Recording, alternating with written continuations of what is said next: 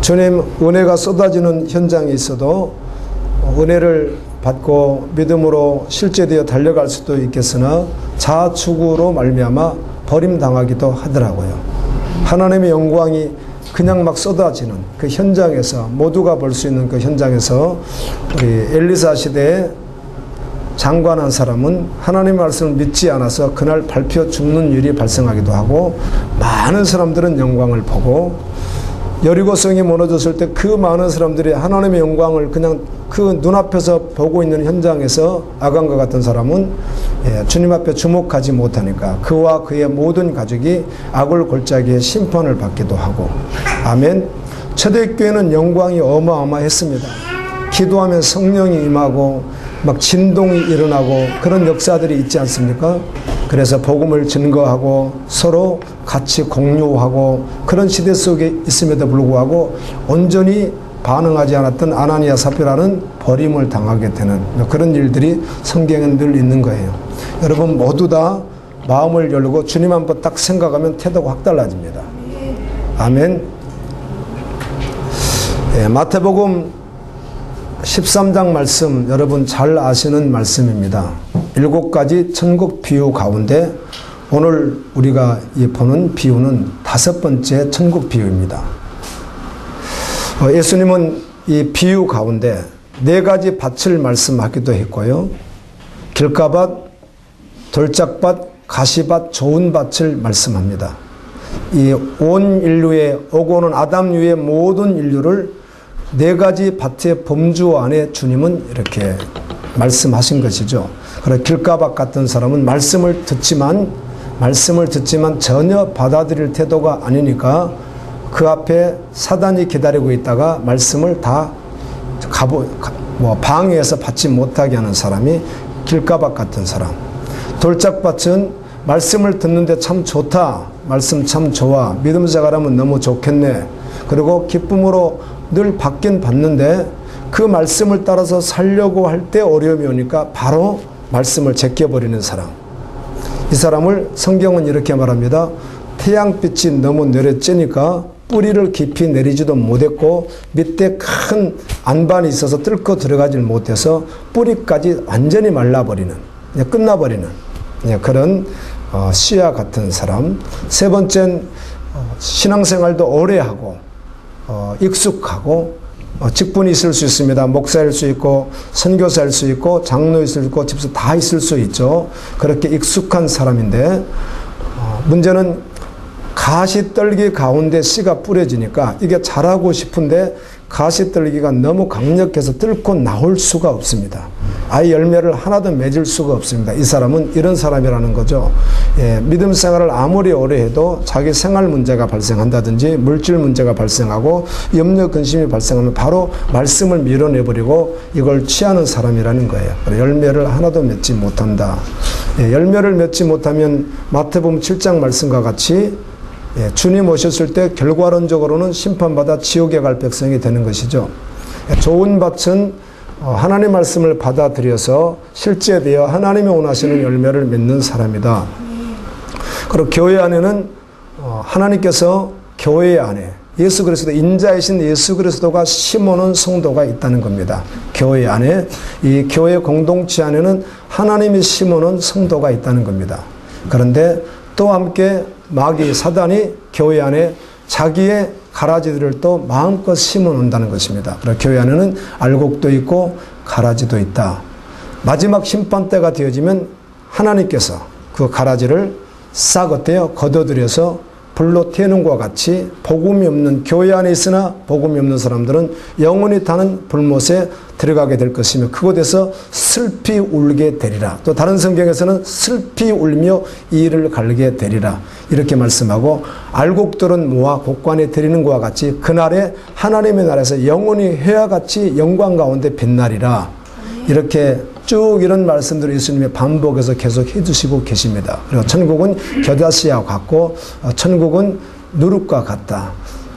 씨 하나가 우리 그런 메시지 기억하고 계시죠? 이걸 배로 할 수 있고 사과로 할 수 있고 또 밤으로도 할 수 있고 대추로도 할 수 있고 배로도 여러 가지 과일 하나로 할 수 있겠는데요. 그 씨 하나를 딱 조그마한 씨 하나를 딱 심게 되면 나무가 자라게 되고 많은 열매를 맺습니다. 그런데 그와 똑같은 토양과 환경만 만들어지면 예를 든다면 세상 전부를 다 사과밭으로 만들어 볼 수 있고 세계 전부를 다 어떤 배밭으로 만들어 볼 수 있는 것과 같이 씨 하나가 그렇게 어마어마하다는 것이요. 천국의 역사가 그렇다는 것입니다. 아멘. 그래서 주님은 너희 수준대로 일하는 것 아니라 너희가 나에게 기도하면 너희가 정말 믿고 그 믿음을 취했고 믿음으로 살아가면 내 수준대로 일을 하게 되는데 내 수준보다도 더 뛰어난 일을 할 수 있다는 어마어마한 말씀을 하시죠. 그것은 우리가 한다는 것이 아닙니다. 우리 안에 있는 하나님의 영이신 아멘. 그 생명이 그 씨가 일을 하게 되면 그 일을 위해서 하는 것이 무엇입니까? 기도인 것입니다. 그 기도는 우리가 하는 그냥 일반적 그런 기도가 아니고 교회에서 그냥 막 일반적으로 밤새도록 하는 그런 기도가 아니라 하나님이 원하시는 바로 그 기도인 것입니다. 아멘. 하나님 뜻을 알고 하는 바로 그 기도를 말하는 것이죠. 그렇게 기도하면 그 기도를 통해서 하나님은 일하신다는 거예요. 겨자씨와 같이 누룩과 같이 서말 밀가루 속에 누룩 한 주먹만 집어넣으면 이걸 다 부풀게 해버리듯이 그렇게 하나님의 나라는 그렇게 확장된다는 것입니다. 이런 말씀 가운데 오늘 주시는 말씀이에요. 가라지 비유에 대해서 설명을 자세히 해주시고 난 후에 가라지는 뽑혀서 마지막에 지옥불에 들어가게 될 것이고 알곡은 천국에 가게 될 것이다. 이 말씀을 하시고 이어서 5번째 하신 비유의 말씀이 오늘 천국 비유가 오늘 우리가 읽은 말씀입니다. 내용이 이렇죠. 천국은 마치 밭에 감추인 보화와 같으니 사람이 이를 발견한 후 숨겨두고 기뻐하여 돌아가서 자기 소유를 다 팔아 그 밭을 사느니라. 이렇게 되어 있습니다. 천국은 마치 밭에 감추인 보화 같으니 사람이 이를 발견하면 기쁜 거예요. 보석을 발견했으니까 보화를 발견했으니까 기쁜 것이에요. 발견해서 자기의 모든 것을 다 팔아서 그걸 산다는 것입니다. 여러분 복음은 예상도 이하도 없습니다.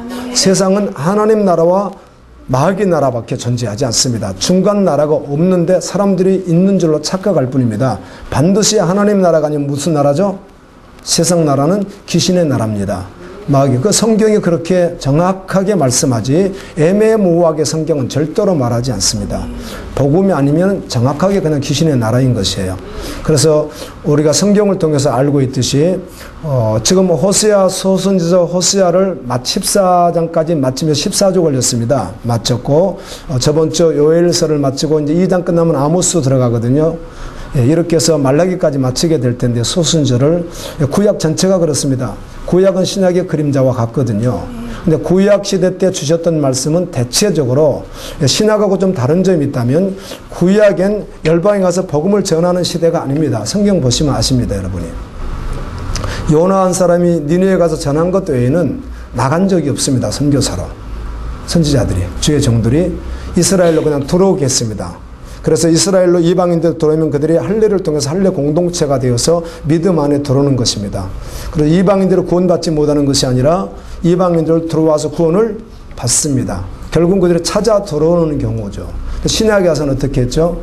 예루살렘 교회를 주님이 흩으시면서 열방으로 선교할 수 있도록 열방으로 여셨던 것이 신약시대 때 모습이잖아요. 그래서 이 구약시대 때는 유독 특별히 기록된 성경 가운데 말씀을 받았던 사람들은 북쪽 이스라엘과 남쪽 이스라엘, 그리고 경우에 따라서는 이방의 심판을 선포하긴 하지만 남쪽 이스라엘과 이 북쪽 이스라엘은 동일하게 오늘날 말하면 교회입니다. 교회. 오늘날 그냥 교회예요. 교회. 그들은요. 어쩌면 우리보다는 훨씬 더 종교심이 더 강한, 예배도 오늘날 우리보다는 더 많습니다. 한국교회 새벽기도가 만들어진 것도 있지만 그들은 매일 번제를 드립니다. 매일 번제입니다. 그 다음에 5대 대사는 끊임없이 올려드릴 수 있습니다. 소제, 속제대, 속건제, 화목제, 번제까지 끊임없이. 절기제사도 끊임없이 있습니다. 그리고 오늘날 교회에서 아무리 행사가 많은 교회도 구약 제사만큼 많지 않습니다. 그만큼 종교심이 대단했던, 아주 종교 열심히 득심했던 그런 시대가 구약시대입니다. 그런데 여러분 너무 잘 아시죠? 열왕기상하를 해보셨고 소순절을 하고 있으니까 모세오경을 좀 했고요. 내기도 다 마치고 그랬잖아요. 보십시오. 구약에 드렸던 제사를 주님이 받으실 때가 있지만 받지 않으실 때가 대부분이었고 왕정시대에 들어와서 북쪽 이스라엘에 드렸던 제사를 전혀 받았다는 말을 한 번도 한 적이 없다는 사실입니다. 예, 남은 자 소수가 말씀 받고 구원받은 사람이 있죠. 그러나 대다수는 다 심판에 들어갔다는 사실을 우리가 알고 있습니다. 아멘. 오늘 이 말씀은 교회 밖에 사람들 들으라는 것이 아니라 우리 교회 안에 우리가 들어야 되는 말씀이에요. 그러나 중간이 없어요.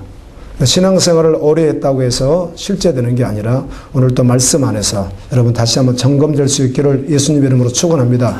그리고 전부로 올라가야 되는 거예요. 전부로요.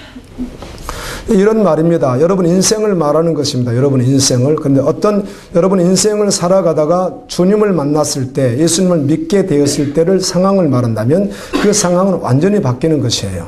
그냥 대충 바뀌는 거 없어요. 배워서 바뀌는 거 아니에요.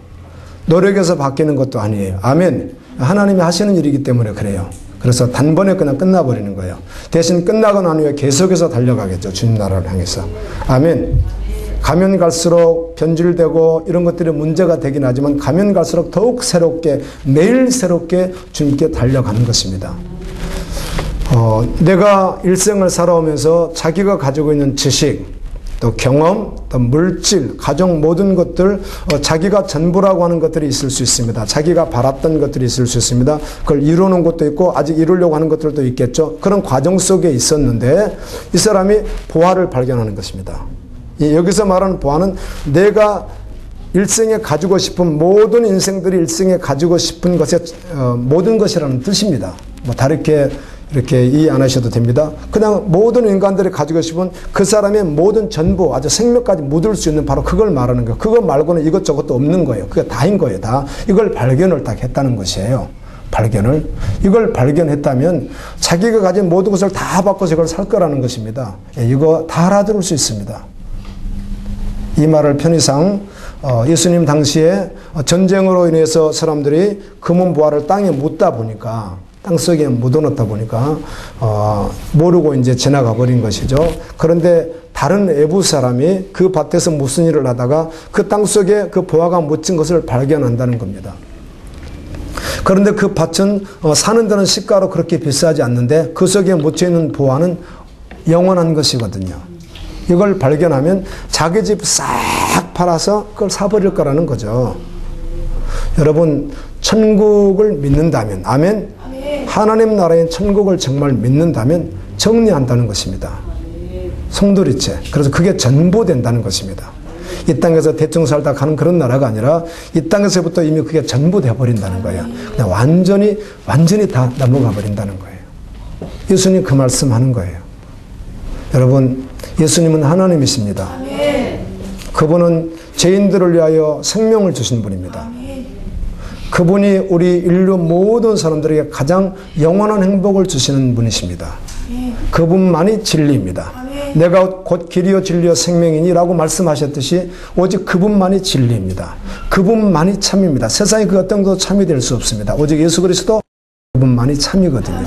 그러나 그분의 말씀은 진실하거든요.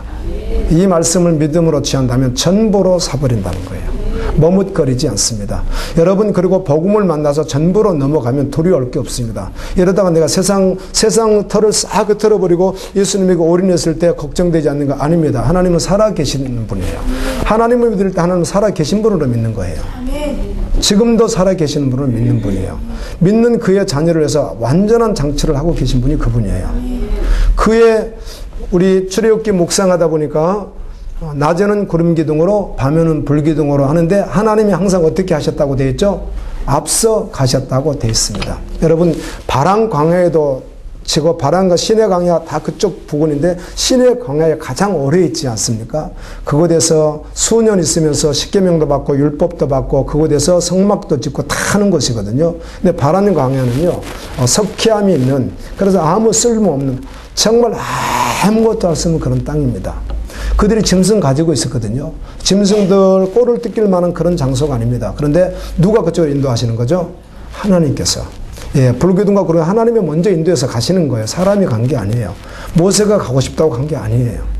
하나님이 인도하신 거예요. 인간편에서 봤을 때 죽을 것 같았죠. 그런데 주님 죽이지 않으셨어요. 오직 그들로 하여금 끊임없이 테스트했어요. 제가 시험이란 말이 저렇게 나오고 그래요. 그래서 제가 일부러 한글로 시험이라고 돼 있어서 의미는 뭔지 알겠지만 이걸 언어하고 영어를 일부러 찾아봐. 이게 뭐라고 했을까? 템프테이션이라고 했을까? 테스트라고 했을까? 이렇게 찾아봤더니 예, 다 테스트로 돼 있어요. 주님이 그들을 아브라함을 믿음을 주셔서 믿음의 조상 만들기 위하여 그들을 성장시키기 위해서 믿음으로 살게 하기 위해서 주님이 하셨던 그 시험이라는 것입니다. 넘어지게 하려고 하는 것이 아니라 주님이 먼저 앞서가세요. 정말 믿음을 취하고 믿음으로 돌아가면 주님이 앞서가신 주님과 함께 하는 거예요. 예, 경험하지 못하면 두렵죠. 언제나 어린아이가 환경에 다른 곳에 가면 두려워하는 것과 같이 두렵죠. 그런데 주님 따라가면 여러분은 안전합니다. 예, 담대하게 걸어갈 수 있습니다. 올인한 사람만이 느낄 수 있습니다.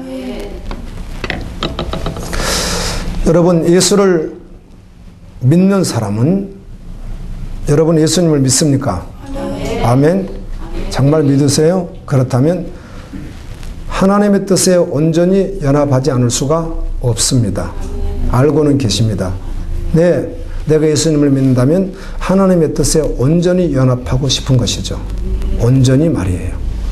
그리고 예수님을 믿는 사람은 자신의 일을 하지 아니하고 누구의 일을 합니까? 예수님의 일을 하는 것입니다. 우리 중에 누구든지 자기를 위하여 사는 자도 없고 자기를 위하여 죽는 자도 없나니 우리가 살아도 주를 위하여 살고 죽어도 주를 위하여 죽나니 그러므로 우리가 사나 죽으나 주의 것이로다 고백했듯이 정말 예수를 믿는다고 고백했다면 저는 오늘 제가 말씀을 이렇게 준비를 했지만 주님께 계속 기도했습니다. 예수님, 내가 준비해서 내가 전하고 싶은 것 전하지 않고요. 주님이 입이 되어 주십시오. 혹시 페이퍼대로 그대로 안전해도 상관없겠습니다. 이대로 전하지 않아도 좋으니 주님이 하고 싶은 말씀을 좀 해주십시오. 우리는 성경을 통해서 하나님 마음을 알게 됩니다. 교회 안에 있는 사람들이 심판받을 수밖에 없는, 심판은 곧 지옥인데 지옥 갈 수밖에 없는 사람들을 향해서 주님은 끊임없이 선지자를 보내요. 그들의 죄를 다 들춰냅니다. 너희들이 이런 죄 가운데 있다고, 너희들이 예배드리는 것이 다 이렇게 변질되었다고, 너희들에게 심판이, 그 심판이 가공할 만한 심판에 대해서 계속 말합니다. 선지자는 계속 심판이 얼마나 큰지 계속 말합니다. 어마어마한 심판들을 말합니다. 불이 타서 아무것도 남지 않는 계속 심판을 말합니다. 네, 그들의 죄악상을 말해주고 심판을 완전하게 말해줍니다. 그럼 어떻게 하라는 거죠? 울며 나에게로 돌아오라. 아멘. 이게 하나님 마음이라는 것입니다. 하나님의 마음. 나는 너희를 구원하기를 원하신다는 하나님의 마음이에요. 하나님의 마음이 다 생략하고 돌아오라 이렇게 하지 않고요. 교회에 있으면서 직분을 가지고 있으나 온갖 죄악에 노출되어 있는 그걸 다 드러내요. 주님은요.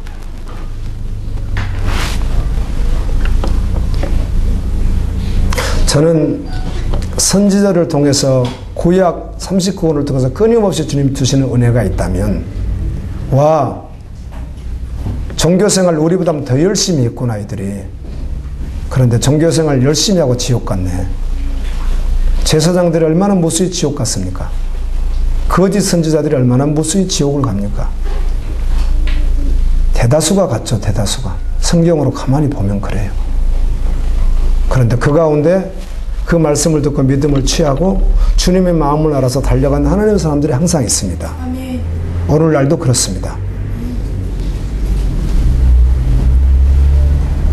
여러분, 주님이 하는 일을 모르고 신앙생활을 할 수 있습니다. 일생 동안. 제가 이렇게 말씀드린다면 저는 주님이 불쌍해서 에베소서에 있는 말씀같이 잠자는 가운데서 깨어 일어나라 하셔서 깨워주지 않으셨다면 저를 주님이 여전히 그 모습 그대로 지금도 이렇게 목회를 하고 있었을 것입니다. 그런데 불쌍히 여기셔서 깨워주신 후에 그렇구나. 주님의 일이 이런 것이구나를 그때 알게 되었습니다. 그 전에는 목회가 나를 위한 것이었습니다. 이걸 모세가 시내산에 올라갔을 때 하나님께서 역사하시니까요.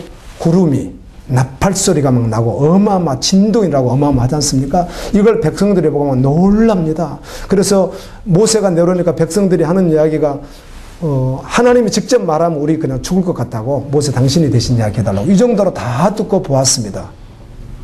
듣고 보았는데 실제가 되던가요? 너무 놀랍지 않습니까? 구약시대 때 성도만큼 신학시대는 어지간히 체험했다고 해도요, 체험이 그만큼 어렵습니다. 하는 경우도 간혹 있겠으나 구약시대 때 교인들은 오늘날 우리가 체험을 어마어마하게 한 사람들입니다. 근데 그 체험이 구원에 이르지 않는다는 사실입니다. 오직 믿어야 합니다. 아멘. 하나님이 무슨 일을 하시는지 몰랐습니다. 목회에서 성도들이 많이 오고 또 재정도 좋아지고 뭐 선교다가 모두 하면 나는 주님의 일이라고 생각했던 그것이 곧 우상숭배라는 사실을 후에 알게 되었습니다. 모세가 올라갔을 때 아론이 밑에서 금송아지 만든 것이 우리가 생각할 때 우상하는 뭘 하나 딱 만들어서 놓은 것 같습니까? 예, 그게 곧 자아우상입니다. 자신을 위한 것이었다는 것이죠. 자기의.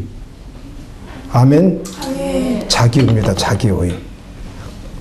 그리고 구약시대 때 제사장들이 우상숭배를 했다고 하니까 오늘날 같으면 무당들 다 부다고 이런 거 아니에요. 그런 모습이 아니에요. 열심히 번제했어요. 화목제 드렸고요. 절기제사 다 드렸어요. 그런데 그들 중심이 어떻다는 것이에요? 주님에게 온전히 연합되지 않은 것이에요. 그것이 다 우상숭배예요. 바알숭배예요. 음란한 것이에요.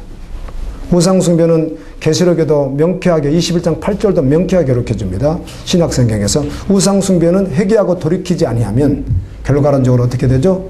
유황불이 타는 불못에 들어가는 것입니다. 그러니까 자아우상. 그러니까 요즘 교회 안에는 자아우상이 너무 심하죠. 보이는 우상숭배 여러분 하지 않잖아요. 그러니까 자아우상. 탐심은 우상숭배니라. 아멘. 주님이 하는 일을 모르고 살게 되면 믿음 생활 그냥 허탕치는 것이죠. 주님이 무슨 일을 하는지 모르는 거예요. 나 혼자 열심히 하는 거예요. 뭔가 교회 생활도 하고 전도도 하고 나 혼자 열심히 하는 거예요. 그런데 다 주님 일이라고 생각하겠지만 정말 주님의 일을 모르면 허탕치는 것입니다.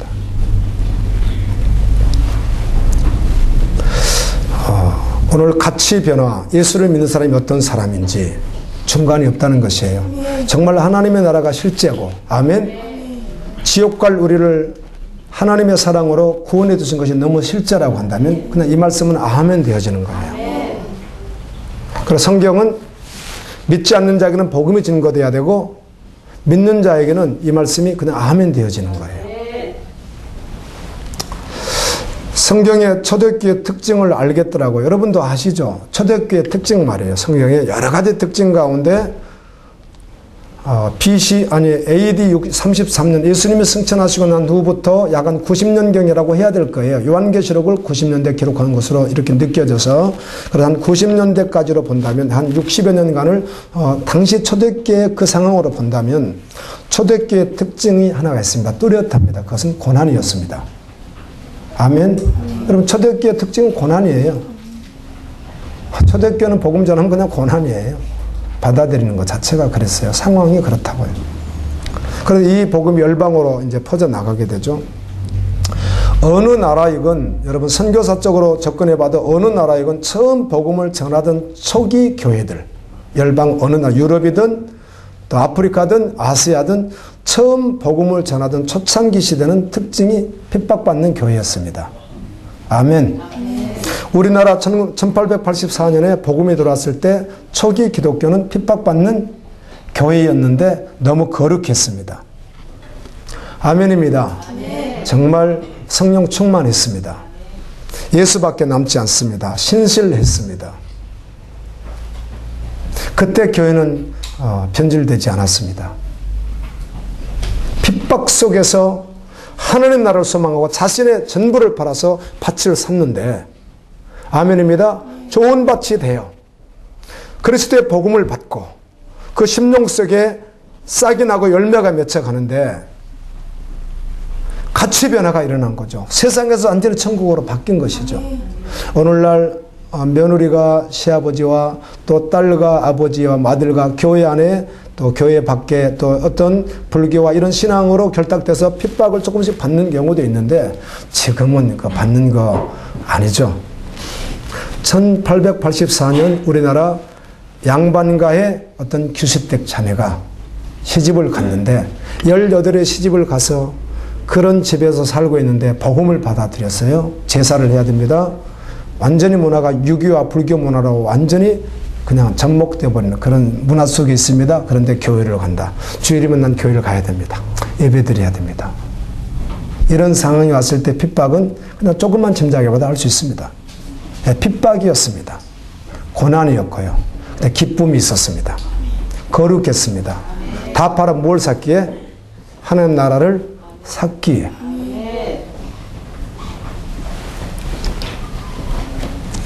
그런데 시간이 변해가면 예루살렘 교회도 로마 교회도 그리고 복음이 증거됐던 초창기 교회에서 시간이 지나면 경우에 따라서는 그 안에 하나님의 사람들은 언제나 신실하게 존재하겠으나 변질이 꼭 오더라고요. 오늘날 너무 심하게 변질되어 버렸습니다.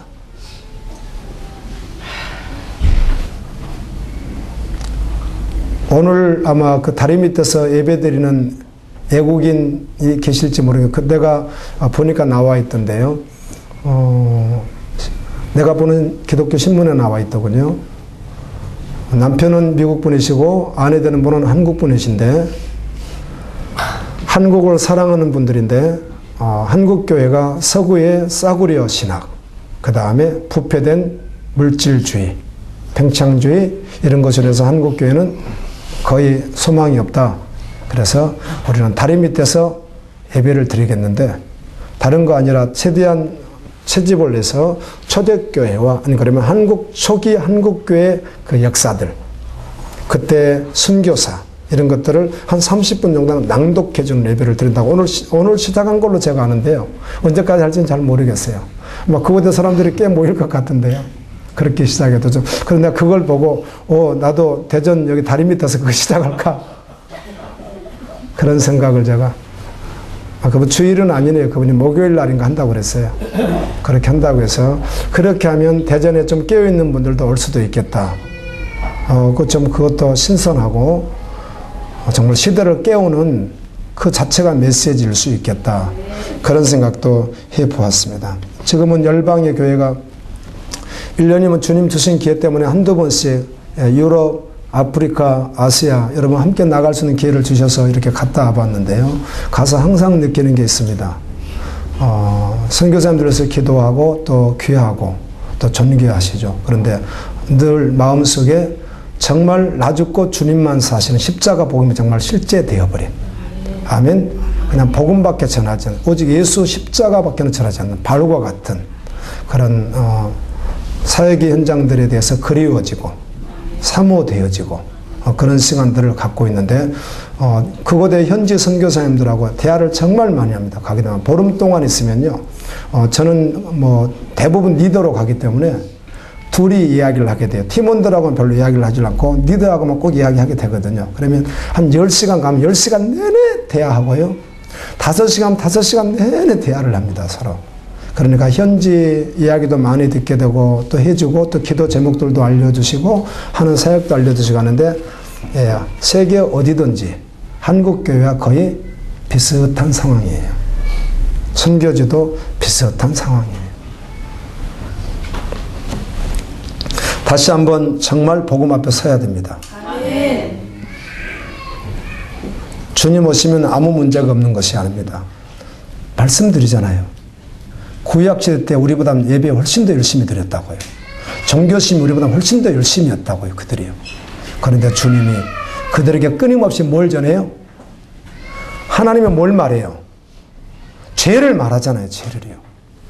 교회 안에서 일어나는 수많은 자아 추구에 대한 죄를 계속해서 말하시잖아요. 끝까지 말하시잖아요. 말라기는 아예 한번 뒤집습니다. 말라기 선지자 하나를 주님이 보내셔서 하나님이 직접 오지 않고 선지자를 보내서 당시의 제사장과 선지자, 종교 지도자들과 정말 한번 제대로 붙여놓습니다. 하나님께서요. 그 내용이 말라기예요. 그런데 죄만 지적하지 않고 뭘 말하죠? 뿌리까지 완전히 없어져 버리는 심판을 하나님이 계속 전하시잖아요. 심판이 있다는 것입니다. 선지서 그 다음에 구약에 나와 있는 그 심판의 그 모습 그대로를 그 농도 그 적 있습니까? 없습니다. 그들이요. 바벨론에 망하고 아수리에 망한 것이 그 정도 농도가 아니잖아요. 그러니까 거기서 말하는 그 마지막 심판은 뭘 말하는 거죠? 종말론적인 주님 마지막 오셨을 때 심판의 농도를 말하는 거예요. 그 농도가. 그렇게 그 농도로 받은 심판이 어디 있습니까? 이스라엘 백성의 역사 속에서. 없지 않습니까? 뭘 말하는 거예요? 종말론적 심판을 말하는 거예요. 마지막에 이런 심판이 정말 있을 것이라는 거예요. 다 알려주세요. 주님이요. 그래서 지금 회개하고 돌아와서 살라는 거예요. 하나님의 마음이 그래요. 하나님의 그 애끓는 십자가의 아들 내어주신 그 사랑의 마음이 그렇다고요. 그리고 그들의 모습을 다 말하고 심판을 계속 말하시잖아요. 그리고 돌아오라고. 어디? 교회 안에다가.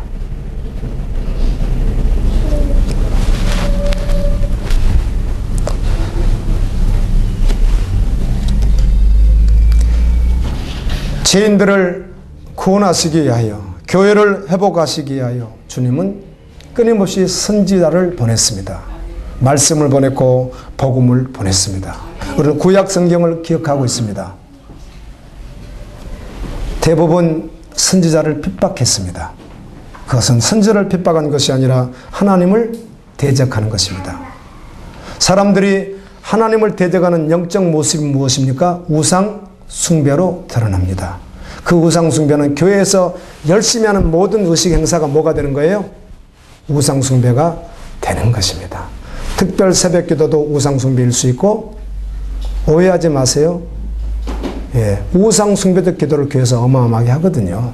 이게 우상 숭배일 수 있고, 철야도 우상 숭배일 수 있고, 백일 기도도 우상 숭배일 수 있고, 아멘. 주일 낮 예배도 우상 숭배일 수 있고, 그렇습니다. 각각 개인이 다를 수는 있겠지만 또 우상 숭배일 수 있는 거예요. 하나님이라는 것을 전제적으로 받아들인다고 하지만 자기를 위한 것, 자아추구, 이것은 우상 숭배란 말이에요. 그게 자아우상. 자아우상은 사단이 뒤에 있다는 거죠. 인류의 모든 죄가 어디서 시작합니까? 자아사랑부터 시작합니다. 자기사랑. 우리는 누구를 사랑할 존재예요? 하나님을 사랑할 존재거든요. 하나님은 질투하시는 하나님이니라.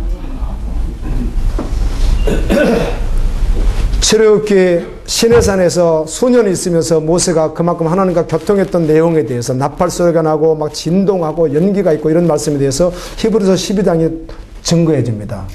모세가 이 땅에 있을 때 시내산에서 말씀을 받을 때도 진동하는 사람들이 그렇게 두렵고 떨었거늘 지금은 그 정도 농도가, 신학에 주신 신학의 말씀은 그 정도 농도가 아니라는 거예요. 하나님이 직접 하늘 보대에서 막 내리시는 말씀이라는 거예요.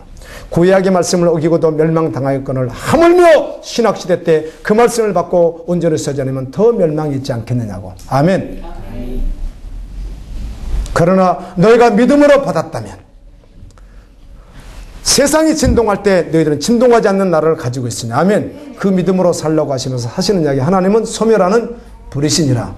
태워버리는 심판하시는 하나님이시는 거예요. 사람들은 심판에 대해 말을 하면 목사님 심판 말은 조금 거북합니다. 성경을 몰라서 하는 얘기입니다. 성경을 모르니까.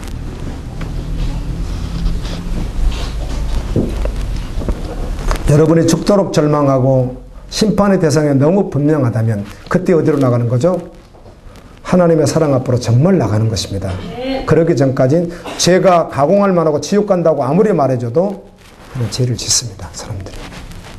아무리 말을 해줘도. 성경은 회개하고 예수를 믿으라 이렇게 말을 합니다. 회개가 무엇이죠? 죄악 가운데서 돌이키는 것입니다. 그럼 이 죄악 가운데 있으면 어떻게 된다는 거예요? 영원히 지옥 간다는 것입니다. 구약 내내 그 말씀하세요. 돌이켜라. 그래서 나와 함께 하자는 거죠. 그래서 하나님의 마음을 모르고 하나님이 하시는 일을 모르면 신앙생활도 헛방 치는 거예요.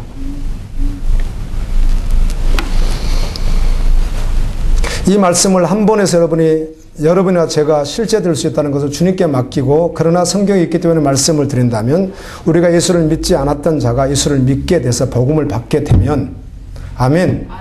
반드시 복음을 받게 되면 하는 일들이 발생해야만 맞습니다. 발생해야만. 그것이 무엇인가 하면 예수님이 하신 이야기입니다. 예수님이 하시는 일에 동참하는 것입니다. 예수님이 무슨 일을 하시는 거예요? 예수님이 무슨 일을 해요? 한국에 100층 빌딩 짓는 일을 주님이 관심 가지고 계세요? 주님 그런 관심 가지고 계시냐고요? 뭘 얻는 거 주님이 관심 가지고 계세요?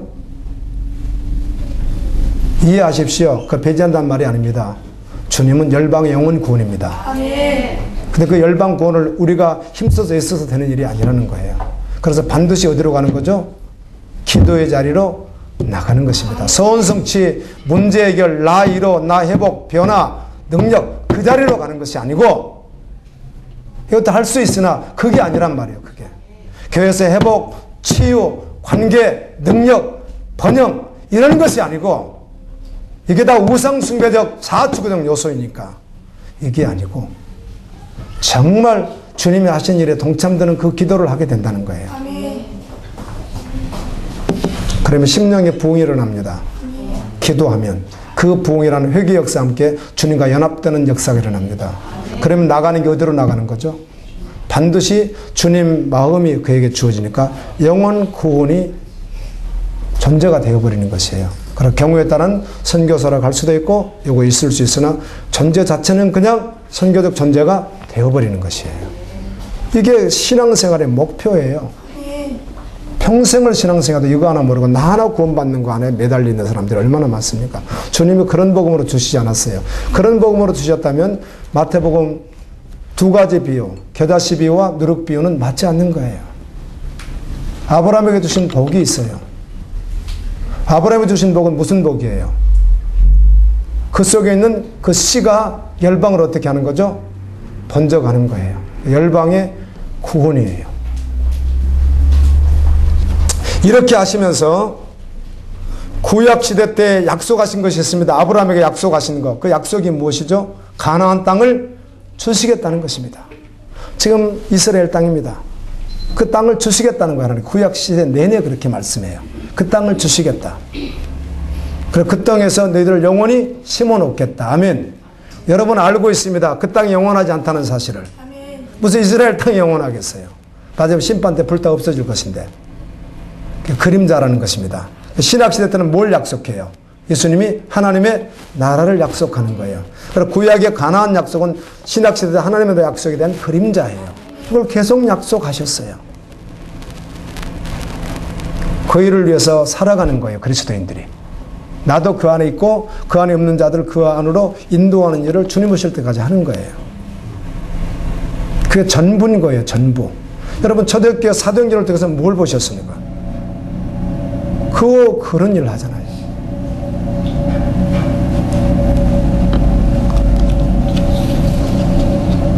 지금 중국에서는 빈곤한 사람들에게 지원금을 주기 위한 그런 일로 2020년도까지 강력하게 하겠다고 시진핑이가 그렇게 했다고 해요.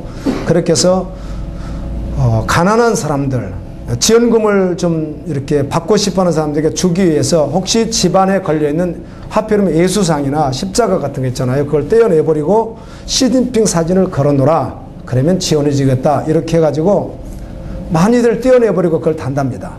뭐 그 가운데는 교회에 원래 다니지 않았던 분들도 계실 것이고 다닌 분 가운데도 이제 복음이 없다 보니까 그냥 그걸 떼어내고 지원금 받는 게 나오니까 복음을 받지 못한 것이죠. 아직 가치를 몰라서 그러는 것 아니에요. 하늘의 가치를 모르니까 그러는 것이겠죠. 북한 지하교회도 경우에 따라서는 복음이 없는 사람도 있을 수도 있겠으나 대체적으로는요. 지금 북한교회 성도들이 된 이유는 여러분 어떻게 생각하세요? 세상에 성공하려고요? 북한 교회인이 되면 성공할 수 있습니까? 북한에서? 못합니다. 북한에서 교인이 되면 편안할 수 있습니까? 편안하지 않습니다. 북한에서 예수를 믿으면. 그래서 이분들은 세상에서 성공하거나 편하기 위해서 예수를 믿는 것이 아니라 세상에 대하여 완전히 나도 예수님과 함께 죽고, 아멘, 예수님과 함께 살아서 선교의 길을 택하겠습니다. 그런 의도가 깔려 있다는 것이에요. 저 굉장히 동의했습니다. 내가 보는 어제 신문을 읽으면서 그 내용이 쭉 나와 있는 거예요. 내가 동의했어요. 그렇지. 지금 현재 북한에서 비밀리에 복음을 전하는 사람이 복음을 전할 때 그 복음을 받아들인다면 나 성공해야지. 나 좀 편안하고 싶다. 잘 돼야지. 그렇게 받아들일 수 없어요. 북한 상황은 그래요. 도리어 주님과 함께 죽고 주님과 함께 살아 영원한 천국 백성이 되고, 할렐루야. 그래서 도리어 십자가 길을 가기로 결정한 사람들이라는 것이에요. 동의되었습니다. 6년 전에 만들어진 요르단에 캠프가 있는데 그 사진이 이렇게 나와 있으니까 자세히 봤더니 완전히 허벌판에, 저도 몽골, 내몽골도 가보고 에몽골도 가보고, 한 번은 내몽골로 갔다 왔고요, 보름을. 한 번은 에몽골로 갔다 오고 그랬어요. 몽골 선교사님 여기 계시네요. 그래서 양쪽을 다 보름씩 이렇게 가봤는데요, 허벌판이 정말 많이 있더라고요. 근데 몽골 정도 수준이 아닐 것 같은데 내가 다 못 봐서 그래요. 그런데 그 요르단 난민촌 보니까 그 정도 수준이 아니라 완전히 그냥 쓸모없는 완전히 허벌판, 그곳에 컨테이너 박스나 어떤 텐트 같은 걸 이렇게 쳐서 이제 난민들을 살게 해주는 그런 곳이에요. 처음에는 아무것도 없었는데 6년이 지나니까 전기도 들어오고, 연락하자면 학교도 이렇게 또 있고 초등학교도 있고, 그 학교 앞에 자판상들이 앉아서 뭘 파는 것도 생기고, 이렇게 해서 살기가 좀 좋아졌다는 것이죠. 여러분, 그런데 전쟁을 피해서 정돈 고향을 버리고 난민촌에 들어와서 사는 그 사람들이 그 난민촌에서 터를 잡고 계속 살고 싶은 사람들은 없다고 생각해요. 난민촌을 여러분이 안 봐서 그러는데요, 완전히 돌밭 같은 황량한 아무것도 없는 바로 그곳에 이렇게 텐트가 쳐 있는데, 그곳에 누가 그곳에서 터를 잡고 살고 싶겠어요?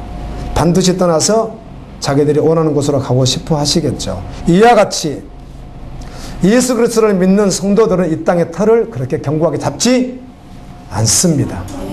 아멘. 이 땅에 그렇게 터를 닦는데 그렇게 많은 시간을 투자하지 않습니다. 영원한 하나님의 나라를 바라보며 삽니다. 이 땅에서는 정말 나그네로 살아가게 되어 있습니다. 성도는 매 순간 하늘의 가치를 선택하며 살아가고, 혹시 자신이 넉넉하다면 넉넉하지 못한 성도들의 부족을 채우면서 살아갑니다. 다시 한 번 더 이 말씀을 해드릴까요? 혹시라도 이 땅에서 나그네로 살아가는데 주님이 나에게 뭔가 좀 더 취하게 해주셨다면, 아멘, 그것을 부족한 다른 지체들에게 어떻게 하면서요? 채워주면서 살아간다는 것입니다. 자기 털을 쌓기 위해서 살아가는 것이 아니고.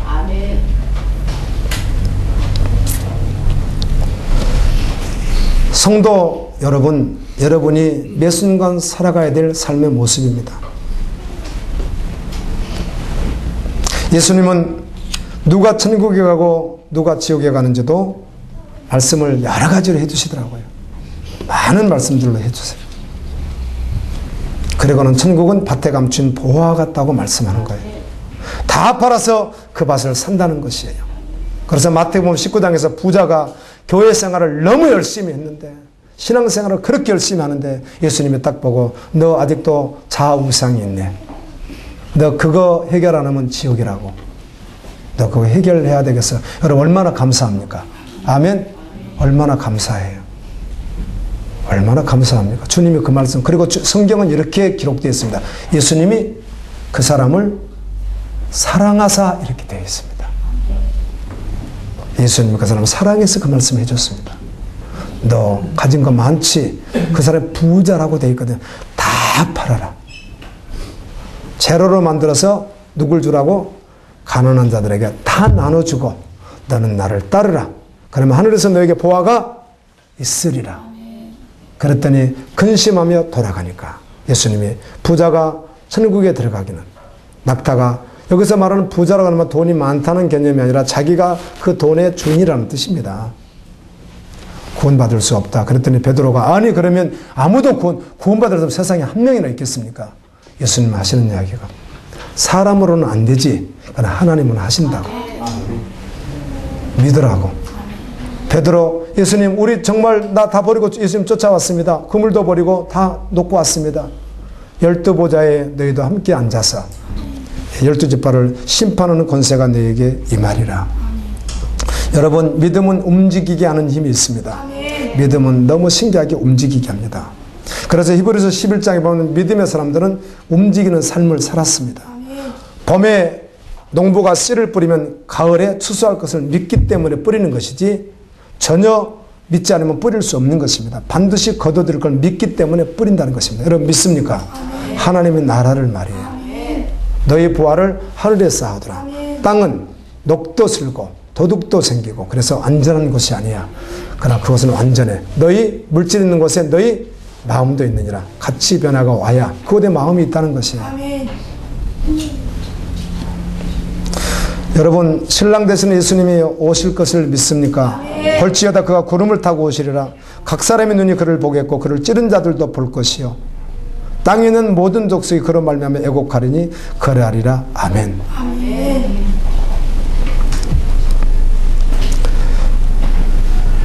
말씀을 맺습니다. 예수 그리스도를 믿는 성도는 그 믿는 바에 자신의 전부를 거는 거 맞죠? 예수님에게 전부 거는 거예요. 그다음 전부 걸어버리는 거예요. 다 걸어버리는 거예요. 세상에 예수님에게 당연히 전부 걸죠. 믿는데 어떻게 그걸 전부로 안 걸겠어요?